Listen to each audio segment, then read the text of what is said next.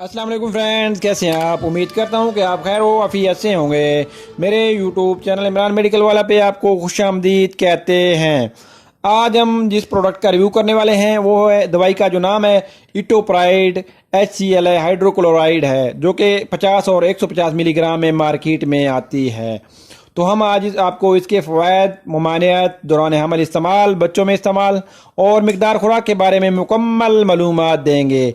Kindly अभी तक अगर आपने हमारा चैनल सब्सक्राइब नहीं किया तो चैनल को सब्सक्राइब कर लें और साथ खड़े बेल आइकन को दबा दें ताकि आने वाली हर इस तरह की मुफीद वीडियो आप तक पहुंचती रहे। इटोप्राइड हाइड्रोक्लोराइड ये दवा का जेनरिक नाम है जो कि मार्केट में मुख्तलिफ नामों से मौजूद है। तो आपको ये स्क्रीन पे भी इंशाल्लाह नज़र आएंगे, सारे नाम जो हैं मार्केट में मौजूद हैं वो भी आपको नज़र आएंगे। ये दवा के इस्तेमाल की अगर हम बात करें तो ये खुराक की नाली की सोजिश में इस्तेमाल होती है। मैदे की शदीद किस्म की सोजिश में भी इसका इस्तेमाल किया जाता है। पेट में दर्द हो तो उसमें भी इसका इस्तेमाल किया जाता है। भूख अगर ना लगती हो तो उसमें भी इसका इस्तेमाल जो है वो किया जाता है। वो लोग जो खाना बिल्कुल अच्छा खाते हैं लेकिन उनकी जो सेहत है दिन ब दिन गिरती जाती है, डाउन होती जाती है, तो उनके लिए भी ये एक अच्छी चीज़ है इटोप्राइड। वो लोग भी इस्तेमाल करें, उससे जो है सेहत बेहतर होगी और मैदा भी बेहतर होगा।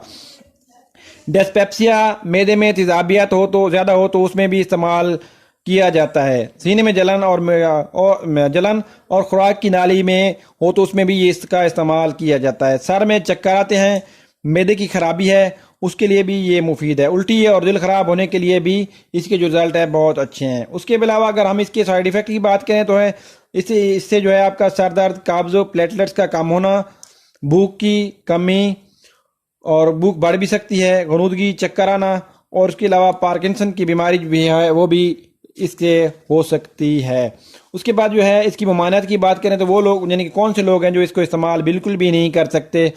मैदे में खून के खराज की सूरत इस्तेमाल ना करें। एंथ्रियम रुकावट की सूरत में भी इसका बिल्कुल इस्तेमाल ना करें। उसके बाद दौरान हमल इस्तेमाल की अगर हम बात करें तो दौरान हमल इसका इस्तेमाल ना करें, इससे बच्चे पर बुरे असरात हो सकते हैं। उसके बाद फीडिंग मदर भी इसका बिल्कुल भी इस्तेमाल ना करें। मिकदार खुराक की अगर हम बात करें तो एक गोलियाँ जो है आप सुबह, दोपहर, शाम इस्तेमाल कर सकते हैं जो खाने से पहले, और 150 मिलीग्राम वाली होगी तो वो यानी कि एक खाने से पहले एक रोज़ाना आप इस्तेमाल कर सकते हैं।